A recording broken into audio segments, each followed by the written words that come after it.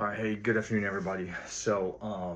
This is the 1 week follow-up slash check-in since starting injections.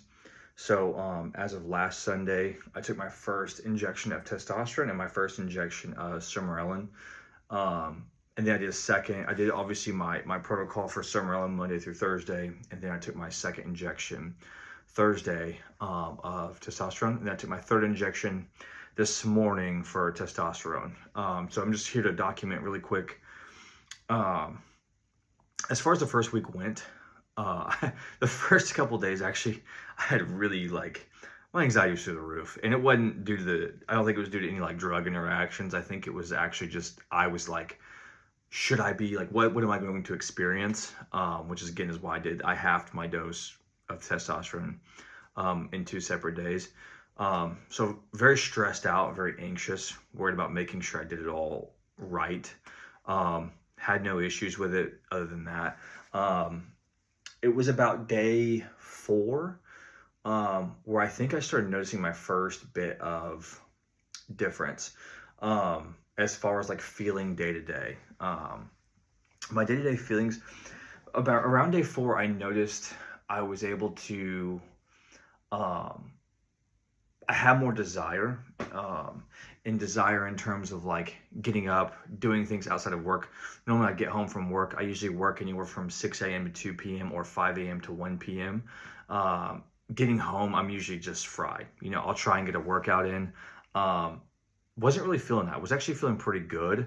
Now again, I'm not going to sit here and pretend like it's only due to the drug interaction because there's obviously a level of probably a placebo effect to an extent of starting a new protocol.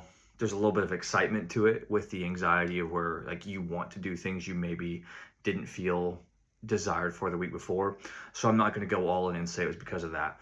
The major thing was my thoughts throughout the week were definitely changing by the end of the week. And by thoughts, I'm not talking anything crazy. I just means in terms of motivational thoughts of hey, I should go and do these things. I should do this. I want to do this. As I expressed in the introduction, those are things that I lost previously. I definitely lost the ability to take the extra effort with my daughter, discipline her properly instead of just getting angry, just getting upset, actually taking the time to sit her down and really discipline her. And actually, while reading scripture and things like that in the Bible, I actually came across this verse that I wanted to share. It was out of the book of Ephesians in chapter 6. And in verse 4, it says, fathers, specifically fathers, don't make your children angry. Instead, instruct them and teach them the ways of the Lord as you raise them. And that really hit me. That hit me prior to starting all this too. That's actually one of the reasons why I started this journey was again of if I can't be, there's no pulling yourself up by the bootstraps. I know that's a very common thing. I feel like men try and say it's just do it, just pick yourself up and go. And it's from someone who has really good habits of exercise, of eating a good diet, things like that. Those habits are there. It wasn't fixing anything. I posted my blood work. You're gonna see it's with all my good practices, I was mostly healthy, but there was still something wrong. And if that impacts your ability to teach your kids, it's on you, I feel like, as a father to say, okay, maybe there's more than just discipline and picking myself up and making myself do things. Maybe there's more to it than that. That's what I found from it. And that's what I feel like that verse helped me come to realize is hey, dude, you're responsible for your daughter and now our second daughter coming in August, and for being a husband to your wife, you're responsible for this. And if you're not going to do everything you can to be better, then what are you doing? And instead of looking at it as a negative standpoint of bringing me down, it actually built me up. It built me up to go, okay, let's put the pride, let's put the ego, let's put all these things to the wayside, and let's go seek some help. Let's start the hard thing. I had a guy I know at work asking me questions about this. He said, why would you take something like testosterone, for example, where there's a good chance it's going to impact your fertility to some degree. How much? We'll find out. We'll go through that together. But he said, why would you take the risk? And I referred back to that, like, man, the risk is more of like, how bad am I going to get to where my daughter wants to go play, but I don't have the energy to go play? I'm only 30 years old. Why is it my knees and all these things are just aching and crummy? I don't sleep well. All this is happening at such a young age. Like, why would I not owe it to my wife, to my daughter, to friends, to family, to not optimize that if it works? Those are questions I have to ask myself and have to answer, and still have to. So I hope that provides some clarity or some encouragement for anybody out there who might be kind of feeling the same way.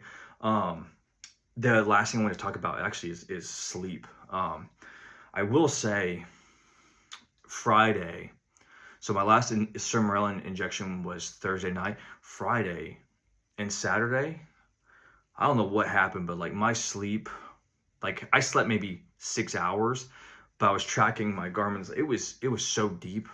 I was actually texting a buddy, like, I had weird dreams, like weird as in like detailed, like, I don't know if you guys watch the Bussin' with the Boys podcast.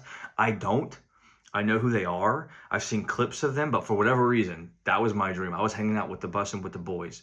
So not sure what that was, but hey, it was really vivid and really weird. But I felt refreshed, felt very refreshed, and that was something new for me. We'll see if that habit keeps going. I stayed up way too late last night, so did not get good sleep last night.